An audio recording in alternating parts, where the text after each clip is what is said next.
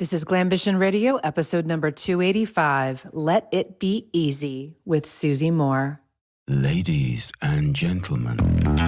Glambition Radio. Glambition Radio. Glambition Radio. Glambition Radio. Glambition Radio. Glambition Radio. Welcome to Glambition Radio. I am your host, Allie Brown. I'm an entrepreneur, mentor, investor, and founder of The Trust, the modern premier network for 7- and 8-figure women leaders. I love thinking big, doing different, and exploring ideas that disrupt the status quo, especially when it comes to women, because we are creating the new models for leadership, business success, making money, and changing the world. And hey, we're doing it with style. So let's go. Hello from on the road, not far from home, but we're here getting ready for our meeting for The Trust. This is for our summer gathering, which is the meeting that was never supposed to be a meeting, but these women cannot wait to see each other until the fall. So it's kind of like now an unofficial meeting. Great turnout coming, a little more casual than our other meetings. There's going to be more pool time, more drinks, and just the connection. I had a client say to me the other day, you know what, I can only make it even for one day, but I'm flying in because I need this so much. We really don't realize how isolated we are. You know, we feel like we see everybody online and we're on Zooms all day, a lot of us, but that's not really being with people. So find a group, even if it's not The Trust, if you don't qualify yet, find a group that is your place where you can truly be with others and soak in their wisdom, their connections, the conversation. That is the magic. You can get information online, right? But it's the energy of these rooms that really makes the meetings. We got a great show for you today. What a fun conversation I had with Susie Moore. You probably know who she is. She's everywhere online. She is known as just an incredible life coach, teaches great things on visibility, getting out there. So much more to her story than I realized. These are the ones that I enjoy the most, where I think I know somebody, and then we get into the conversation, and it's just so much richer than I had even imagined. So her new book is called Let It Be Easy, Simple Ways to Stop Stressing and Start Living. And there's some gems in our conversation today I know you're really going to love. So without further ado, enjoy this great conversation with Susie Moore. Susie Moore, where are you today? Allie, I'm in Miami. Come back and hang out with me. I turn into a different woman in Miami. Mm-hmm. I think turns on there. It's a wonderful place. We moved here July 2019, so pre-pandemic. Everyone thought we were crazy for leaving New York. They were like, "Why do you want to leave New York?" And I'm like, "I don't know. I just feel a call to be here." Oh gosh, were you on the ball, man? We love it. I'm very grateful every day. Yeah. Well, now everyone's moving there, so hopefully you got in before it got crazy. I think it's just going to get crazier. Who knows? But I also love people joining, so it's all good with me. Yeah. Now, where you've had quite a long, I was going to say career almost of moving and living different places. Oh, yes. Tell me just what's the timeline of Susie Moore and like where you've lived and kind of a snapshot like of what your life has been, where you've lived. Because I know your environment seemed to play a big part in your life and who you become in the process. Yes. So thanks, Allie. I mean, I grew in the UK primarily, so I'm English, but we moved around a lot when we were kids because just, our family, it wasn't a healthy dynamic that I grew up with. And so we moved to lots of different, we lived in domestic violence shelters. I write about this very openly. So moving around a lot as a kid, I think really set me up for a life of feeling free and full of adventure as an adult. So we even moved to Canada for a few years when me and my sister were young. And then when I was 18, I moved to France. I was a nanny for a summer, which I really, really loved. And then I lived in Sydney for 7 years and then New York for 10 and now Miami for nearly 3. Yeah. And I haven't finished moving. I don't know where I want to move yet, but for now I'm very happy here. I can't see you staying too long. It's I remember when I grew up, I lived in the same town. I grew up in the same town my whole life through high school. And I Wow. dreamed of moving because you never had a chance to reinvent yourself with the same kids that you were in first grade with, like, It's and true. I always loved just the stimulation. So we weren't really a traveling family. We just didn't do that or didn't have the money. And so Florida was probably it, our big Disney vacation. So now I just appreciate it so much. Every time I'm in a different environment, a different country, different foods, like it stimulates things. And so the women I work with, and you may tell the same to your clients, is like one of the best things you can get is a change of environment if you need to shake things up. Oh, yes. And I also think too, we have such small perspectives on the world sometimes. If it's the same people, the same stuff, the same routines, like it's a big, gorgeous world out there. And there are no limits. You can go wherever you like. You can be where you want. You can explore what you want. And I think it's really easy to forget that. We think, oh, I have to be in a family, or I have to, just stay here because I'm familiar with it. Why not go be humble, go somewhere else, like learn a language? Like this is our one precious life, right? I'm obsessed with maximizing it. Totally. So how did you become Susie Moore? Like that you were talking in the pre-chat of how I was like, well, yeah, I know Susie. And I'm like, how do I know Susie? Wait, I don't know Susie, but I feel like I know her. And it's kind of the same with everyone. So, you're someone that everyone seems to know. Everyone has your books. There's a new book out, Let It Be Easy, which we'll talk about for sure. But how did this evolution in who you've become happen into, being this very inspirational person, a whip smart coach, giving great advice and really inspiring all these women around the world? Well, I believe that if you grow up with struggle, so if me and my family, we grew up on welfare. My father he died of addiction when I was 19. Anyone who has lived with an addict knows the roller coaster ride that is. And, as I've shared, moving around a lot, lots of different experiences. I feel like when I was young, I was given the gift of an initiation into seeing how there's struggle and how people struggle. And just to see a very different way of living, seeing a lot of pain, seeing a lot of change. And even when I was a kid, I knew that when I was a grown-up, and in charge of my life, I was going to make different choices and I was going to be happy. And I wanted to create something stable and beautiful. And so I think that having a lot of lessons early on prompted me to have this journey of self-discovery, becoming obsessed with self-help as a teenager, starting with the incredible book, The Magic of Thinking Big, and then really taking responsibility for my life. When you consume self-help early, the biggest self-help lesson essentially all boils down to taking 100% responsibility for who you are and what it is that you want to be doing, have in your life experience. And so I'm obsessed, like Ali, I'm like a self-help junkie. I never stop learning. I always think there can be an easier way. There can be a more relaxing way. How can I get the results that I want without being stressed out? How can I love myself through the experiences? I just feel like I'm constantly seeking and learning from other people, staying humble, and frankly, not taking life too seriously. And that is something that women, especially high achieving women, I think really struggle with. Yeah.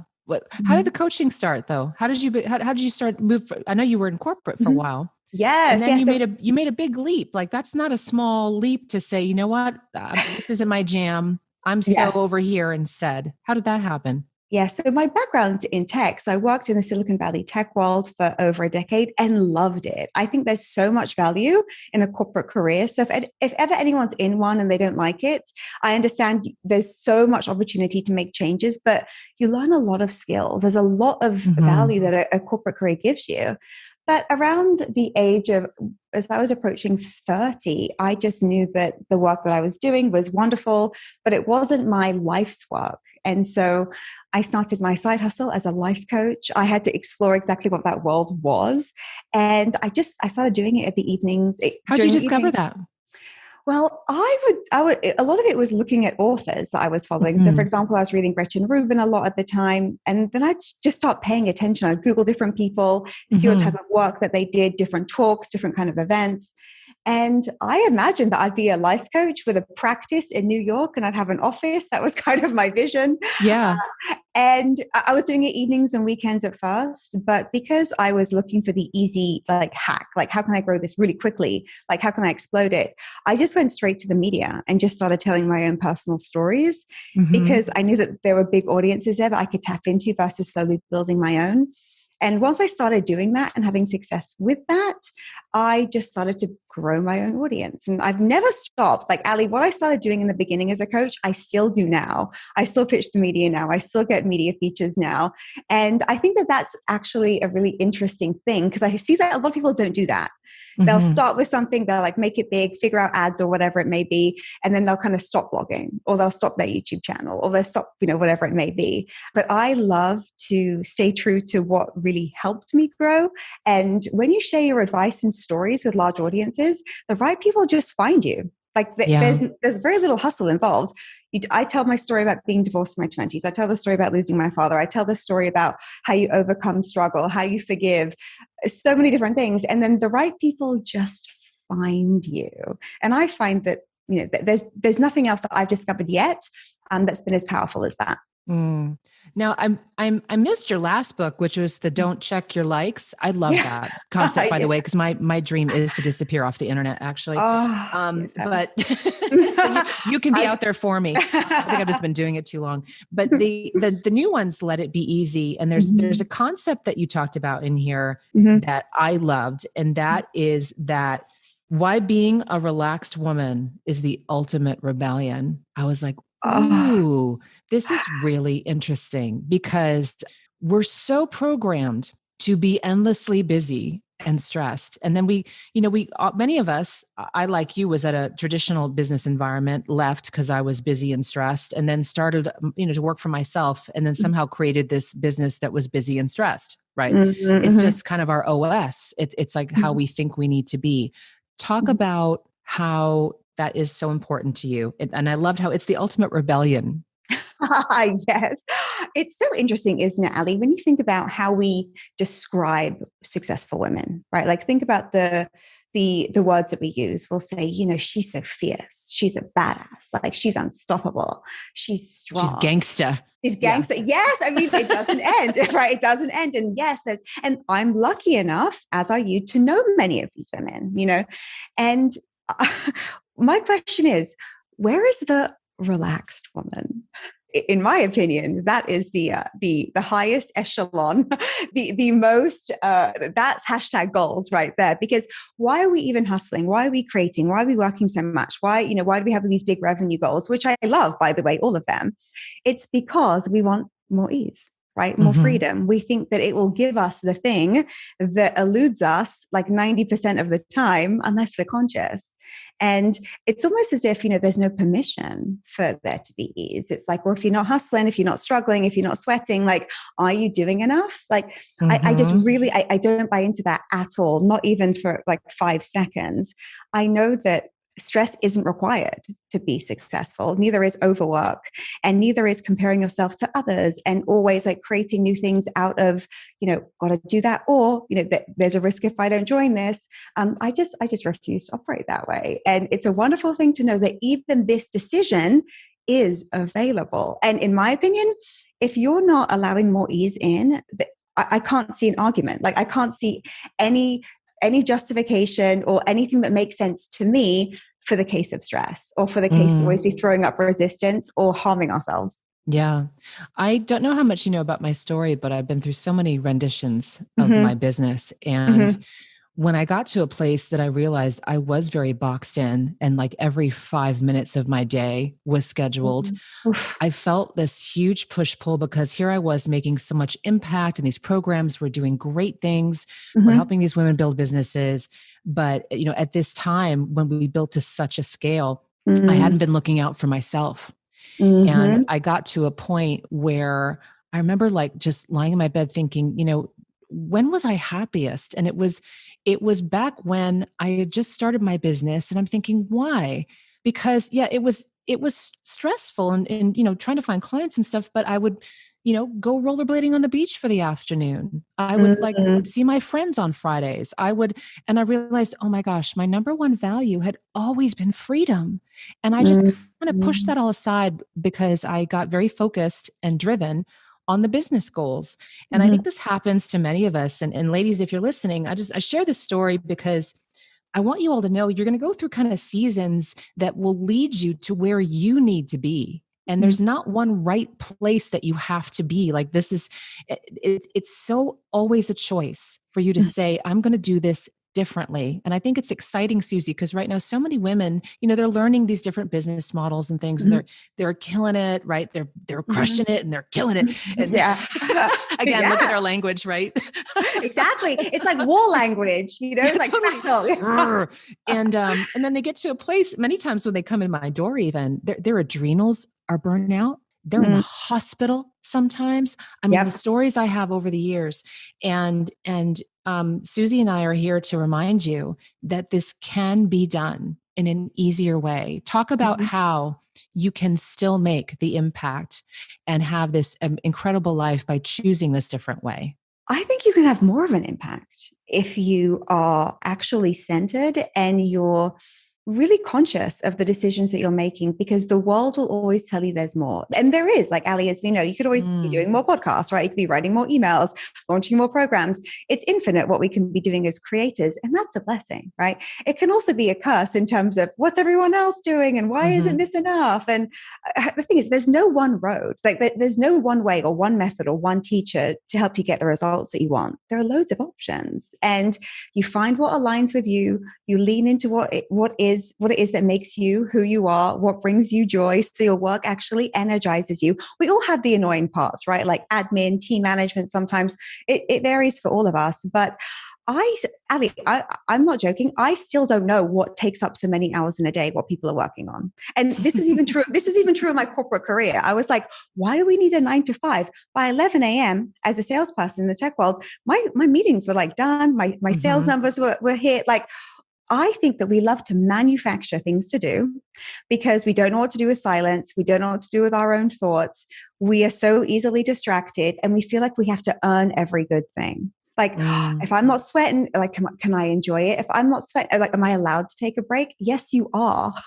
And no one will do it for you. Like, no one will give you that grace. Like, no one will go, hey, you know what? Like, so for example, Ali, today it's 2:00. After our lovely chat, I have nothing to do this afternoon. I have nothing to do tomorrow. I think I have one interview on Friday. It's to be confirmed. Like, there is nothing for me to do because I don't even know why, but I'm not taking on things that I don't want to take on, not doing things I don't want to do. And the stuff that I've agreed to and committed to, I don't have the sloppy thinking back and forth. Is this good enough? Can someone check this for me? Wait, let me rewrite that. Good enough. I have this philosophy of good enough. Like, I will accept the standard of my work as it comes. Like, yeah, of course, my standards are high, right? But I'm not going to second guess myself, overthink it, need another person's opinion. Confidence is the best productivity hack. When you believe in what you're doing, you believe good enough is good enough, you lean into your strengths. It's amazing how efficient you become. Yeah, I love that. Confidence is, can you say that again? Confidence is the only productivity hack you need. Yeah. Expand more on that. So for example, like, what's a task that everyone has to do in their business? Okay. So like, say, write some email copy for some type of promotion, right? So some people have people do that for them. I actually really like to write my own. So I just wrote some emails for a promotion that's coming up later this month. And it took maybe 90 minutes, right? 90 minutes to write, say, 3 to 4 emails. And once I read them, I reread them, I put them through Grammarly, and then they're finished. It's not, is this right? Am I saying that right? Do I need someone to check it? Wait, like, do I need to go into some course that I bought years ago to make sure I'm using NLP in these emails?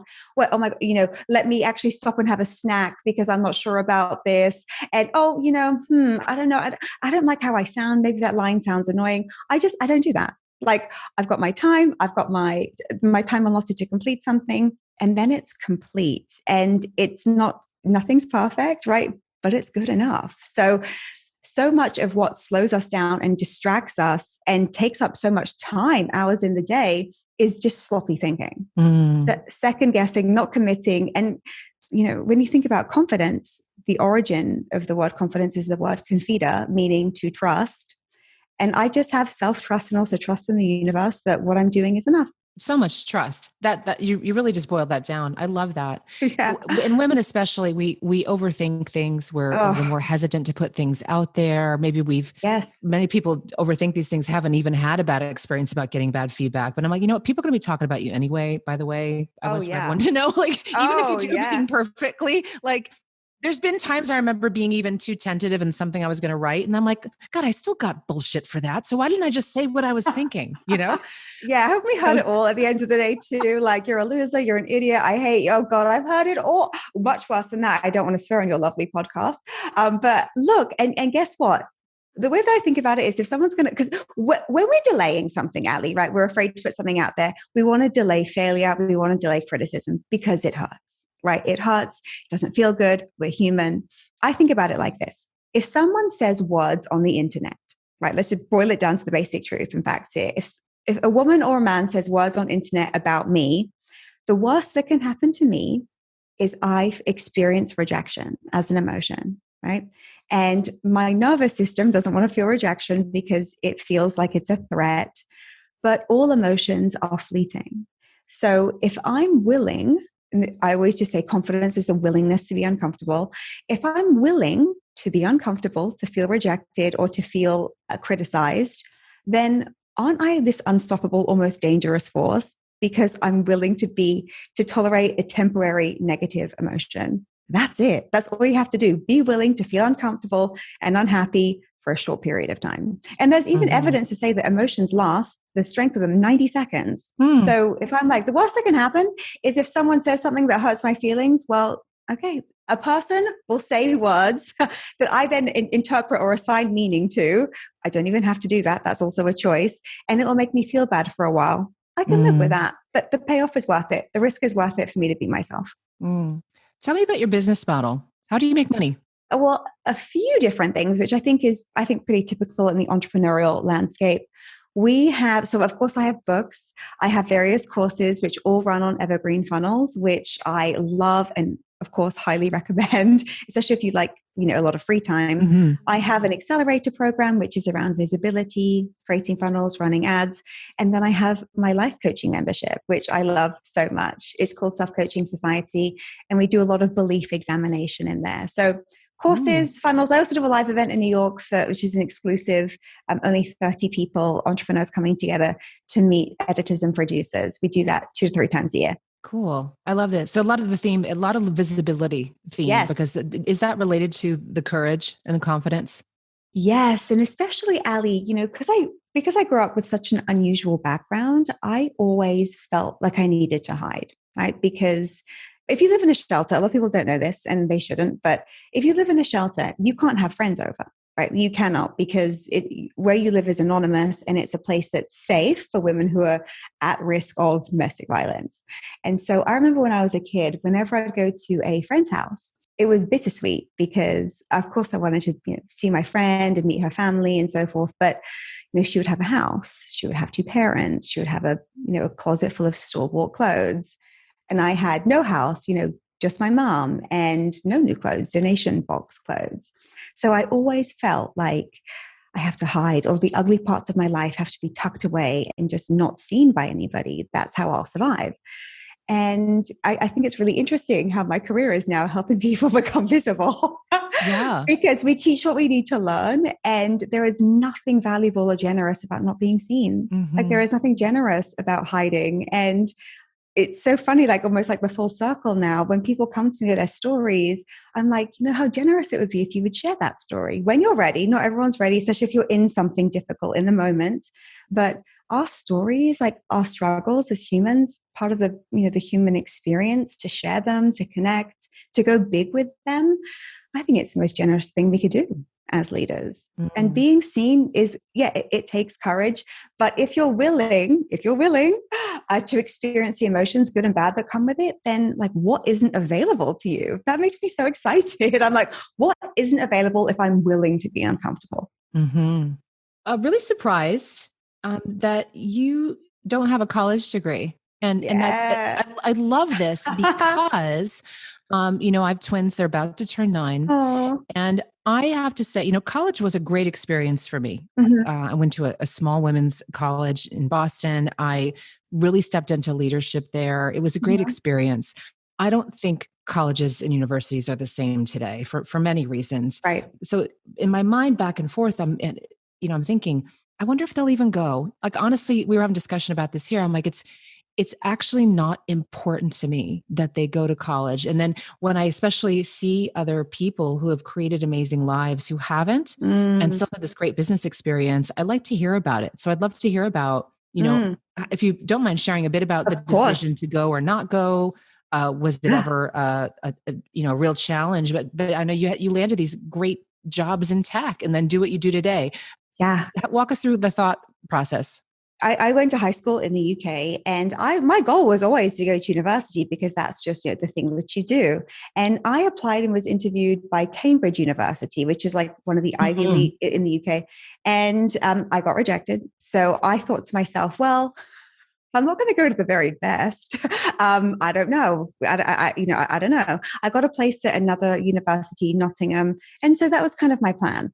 But then I went to Australia for a gap year, which is really common in the UK. I don't think you do them as much in the US, but I think everyone should. Yeah. I absolutely. But so when I was on my gap year, that was actually when my dad died, and I felt the need to stay in Australia. I had this really strong calling to stay there. I was creating a beautiful life there. I had a boyfriend who then I just married him. He was my first husband. I married my boyfriend so that I could stay in the country, and I just started working. It kind of happened. It just kind of unfolded that way. I didn't even really put too much thought into it. I just thought, okay, cool, I'll start working. And that's actually when I landed like my very first sales job, like when I was young. And I remember thinking, wow, I've got a head start of 3 years over everybody else.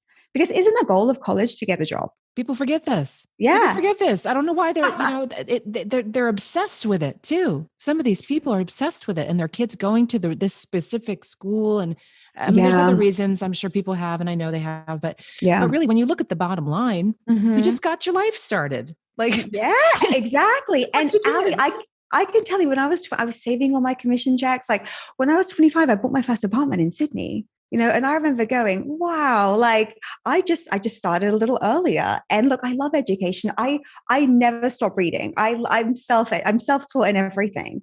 And I just think there are so many ways to learn. And if maybe it's not someone's path, and look, maybe if I made different decisions, there would have been a different outcome that would also have been great. But it's funny what might not be necessary, especially now. I mean, especially now you see what's available, what's accessible. I actually, just before I started speaking with you, I just had an interview with Seth Godin, and I love his quote. He says, "How dare you settle for less when the world has made it so easy for you to be remarkable?" And I even see kids now, like young or like late teenagers, early 20s, YouTubers, like doing really cool things. Like, there are many paths in life. And I think that it's really good to be open-minded. Like what if there could be another way? And sometimes I think too, with the, parents being particular about schools, I think that's often more about the parents. So giving your child like some freedom and having an open dialogue, I think is a really wonderful gift. Yeah. We talk about it, and I say, listen, if they don't ask me a lot of questions, but it comes up because they hear about college and we talk about it. Yep. And I've said, listen, there's some things you need to have that kind of degree in, but there are a lot of things you don't. There's so many incredible things that, I can tell they're more excited about when we talk about that you don't need a degree for. Yes. And it's an interesting time because everything that was so set before, all these frameworks and institutions, everything's kind of up for grabs now. And you really I think you kind of live this out. You have been living this out in like, okay, that's interesting. You all do it this way. Bye. Like that's Susie Moore waving to me as you walk out the door in some like a cute dress with your dog. And that's you. You just walk away and do it in this amazingly different way. That's so much easier. That's you. Isn't it wonderful to know that that's an option? Like I think it's an option. Ali, look, the future belongs to no one, right? Even educational systems, they were created by people. Like the stuff we're creating now, like whatever we create, however we show up, whatever our contribution is, like there's no right or wrong. It's like, is it bringing us joy? Is this using our natural skills and talents? Like those are the questions. Like those for me are the interesting questions. And the fact that there isn't a straight line. I mean, if you look at even nature doesn't have any straight lines. There's not a single straight line in nature, Ali, not one. So like, why would our lives be straight lines? Why would there just be like one way or one method? yeah, I think that's a little like, outdated, and it's a very exciting time to be alive and to, have kids now, to have like, twins who are 9. Wow. Like what a ride they're going to have. Oh, Like, they have such a ride. Like, and they help at my events. They work in my business. They help oh, with the podcast. Like, it's the wow. best degree. I guess they're getting a degree they couldn't get anywhere else. Oh, and like, it's almost like people could be paying for that, Ali, the behind the scenes, like, wow, mom's doing it. Cool. Totally. So tell us more about the book and whatever you have coming up, we'd love to hear. Yes, Let It Be Easy. It's also now the name of my new podcast. Very exciting. But it's, essentially about ways that you don't have to meet life with resistance. And I found that what I've heard is that when people go through it, they realize that they apply a lot of resistance to things that maybe just doesn't have to be there, which opens you up for a lot more energy, a lot more time, a lot more creativity, and frankly, a lot more fun. Like feeling relaxed and having fun are my highest priorities. And that's what the Let It Be Easy message is about. So letting it be easy, I think, is maybe the greatest gift we can give ourselves. And even just asking that question, how can I let this be easy in any situation, from like planning a party to firing somebody to even grieving? Like, asking that question, when we ask good questions, we get good answers, and ease is always available. Website? Just susie-moore.com, susie-moore.com. Okay. And as a last note, Susie, can you share 3 great pieces of advice for the women listening around the world? Oh, yes. I love this question because I could spend 3 hours on this with you, Ali. I'm thinking the best 3, what comes to mind right now? Number 1, focus on what it is that you can do that other people can't do. Because we can all do many, many things, right? And just because we can do some of the things doesn't mean they're meant for us. So lean into what it is that's special and unique about you. Secondly, if you feel like the word is hustle and the name of the game is hustle, entertain the thought, like, what if the name of the game was relax? Like, what could come into your mind? What ideas, thoughts, creativity, people could be available to you when you're just in this natural, receptive mode? And then finally, I would say that it's really important to remember that we're all like meant to be here at this time. I think sometimes it's easy to forget that, it's an intentional universe, and like being here now, like the privilege of being alive right now in this time, the obligation we have is just to maximize our contribution and have a really good time doing it. I think it's our only choice. The world's wacky. May as well have a good time. Yeah. Anything else is insanity. Yes. Yes. Susie, this was fantastic. I can't wait to do this again. And I can't wait to hopefully meet you. Yes. Thank you so much, Ali. What fun. Mwah. Take care. Bye. Thank you for joining me for this episode of Glambition Radio. If you enjoyed the show, make sure you subscribe so you automatically get my new shows every week. Also, I'd love if you left us a review so more women like you can discover us. We're on Apple Podcasts, Stitcher, Spotify, Pandora, and other major platforms. And I'd love to hear from you personally. Come join the conversation on social. Instagram is my happy place lately, and that's Ali Brown Official, but you can find links to my other platforms at alibrown.com. Glambition Radio is the elevated conversation for women leaders, and I'm honored you tuned in.